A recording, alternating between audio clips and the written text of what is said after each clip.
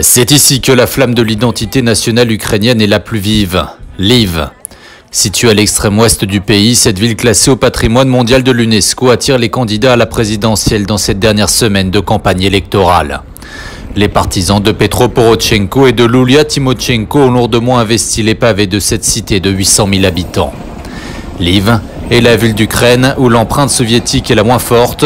Le russe y est une langue minoritaire.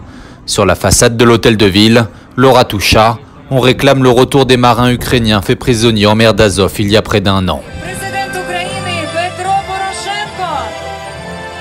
C'est là que le président sortant Petro Poroshenko tient son dernier meeting. 3 mots reviennent en boucle depuis son entrée en campagne fin janvier, tandis qu'un homme continue à s'attirer ses foudres. Українську ідентичність, елементами якої є армія, мова, віра, український суверенітет на Донбас і на Крим. І Путін, і оці п'ята колона, вони причаїлися в очікуванні виборів. Вони слухають Путіна, який прагне будь-хто або не Порошенко. Poroshenko joue la carte euro-atlantique à fond pour assurer sa place au second tour. Son heure de discours peine toutefois à galvaniser la foule. À Lviv, comme partout en Ukraine, on s'inquiète en premier lieu d'économie. Déçus par une classe politique jugée incapable et corrompue, les Ukrainiens ont vu leur révolution leur échapper.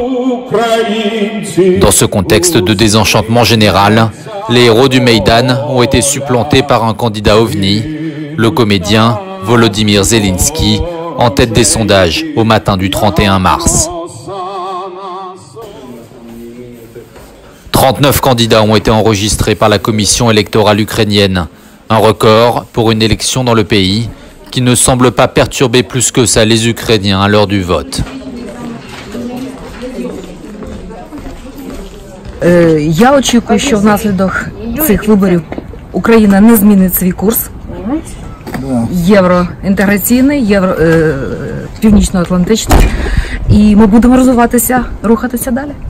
І відбулися, і надію, що покращиться ситуація з економіці. D'un centre de vote à l'autre, reviennent dans les mots des habitants de Kiev les mêmes attentes.